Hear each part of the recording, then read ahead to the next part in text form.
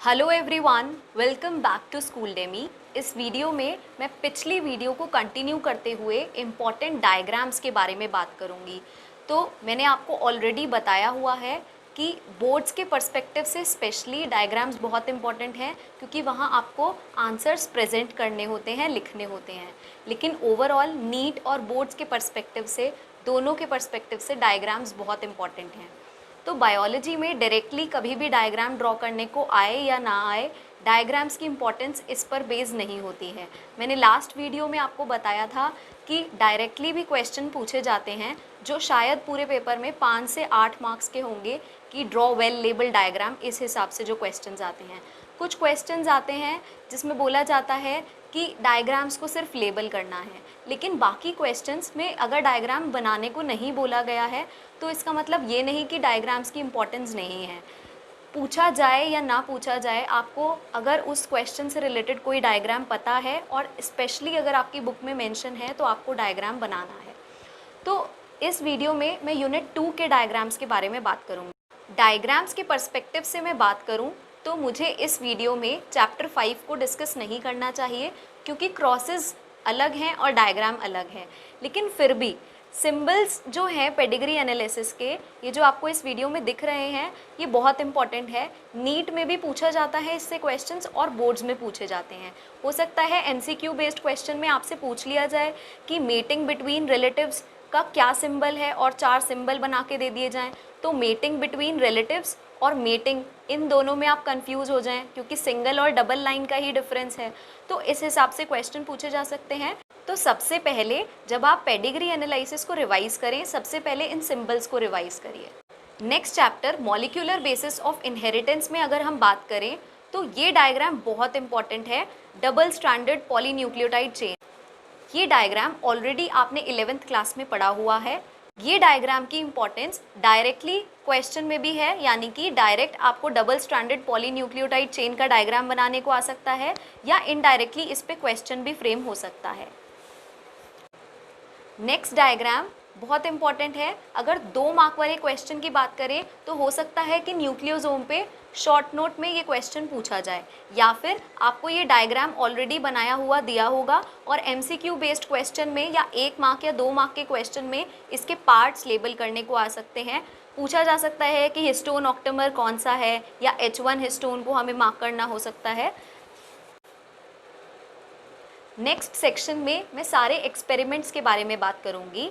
तो आपको transforming principle में कोई डायग्राम नहीं है, लेकिन आपको फ्लो चार्ट उसका आना चाहिए। हार्शे एंड चेस का एक्सपेरिमेंट बहुत इंपॉर्टेंट है, इसमें डायग्राम गिवन है, आपको ये डायग्राम भी आना चाहिए। मेंशन हो क्वेश्चन में या ना हो, आपको ये डायग्राम आना चाहिए। नेक्स्ट एक्सपेरिमेंट आता है मिसेल्सन स्टाल का एक्सपेरिमेंट, तो आपको ये डायग्राम भी प्रिपेयर करना है। नेक्स्ट डायग्राम बहुत इंपॉर्टेंट है, इसमें आपको 5 प्राइम टू 3 प्राइम ये ध्यान रखना है, कौन सा कंटिन्यूअस स्ट्रैंड है, कौन सा डिसकंटिन्यूअस है, टेम्पलेट डीएनए कौन सा है, ये सब चीज़ें आपको अच्छे से पता होनी चाहिए। इस पे बेस्ड क्वेश्चन पूछा जा सकता है और डायग्राम बहुत सिंपल है, आप इसे एक बार प्रैक्टिस कर लीजिएगा।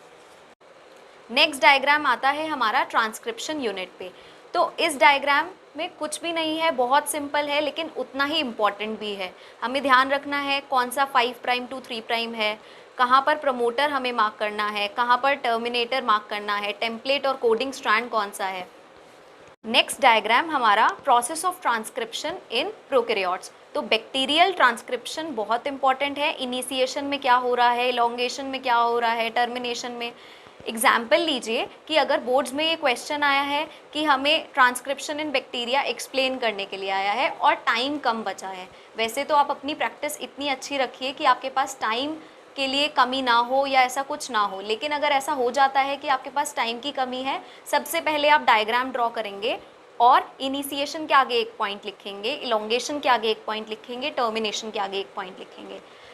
मार्क्स नहीं कटने चाहिए ऐसे में, लेकिन अगर मार्क्स कट रहे हैं तो मैक्सिमम आधा मार्क्स कटेगा। पहले डायग्राम बना लेंगे, उसके बाद कंटेंट लिखेंगे।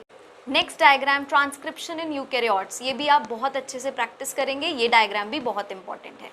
ये वाली फिगर डायग्राम्स में नहीं आएगी, लेकिन स्टार्ट कोडॉन कौन सा है, स्टॉप कोडॉन कौन सा है, ये सब चीज़ें आपसे पूछी जा सकती हैं बोर्ड्स के पर्सपेक्टिव से। तो इसको आप नहीं भूलेंगे, एक बार इसे देख लीजिएगा। नेक्स्ट डायग्राम टीआरएनए का एडाप्टर मॉलिक्यूल बोर्ड्स के पर्सपेक्टिव से बहुत इंपॉर्टेंट है। अगर टीआरएनए पे शॉर्ट नोट लिखने के लिए आता है तो आपको ये डायग्राम बनाना है। नेक्स्ट डायग्राम आपका फेवरेट ट्रांसलेशन का डायग्राम बहुत इंपॉर्टेंट है। प्लीज़ इसे अपनी एनसीईआरटी में इन सारे डायग्राम्स को मार्क करते चलिए और जब आप ये चैप्टर रिवाइज करें सबसे पहले डायग्राम की प्रैक्टिस करें। नेक्स्ट डायग्राम लेक ओपेरॉन का डायग्राम है। ये बहुत इंपॉर्टेंट डायग्राम है, इसे मोस्ट इंपॉर्टेंट डायग्राम वाली कैटेगरी में मार्क कर दीजिए और इसे अच्छे से प्रैक्टिस करिए। यूनिट 2 में से चैप्टर 7 की एलिमिनेशन के बाद सिर्फ चैप्टर 5 और चैप्टर 6 बचते हैं, जिसके इंपॉर्टेंट डायग्राम्स मैंने आपके साथ डिस्कस कर लिए हैं।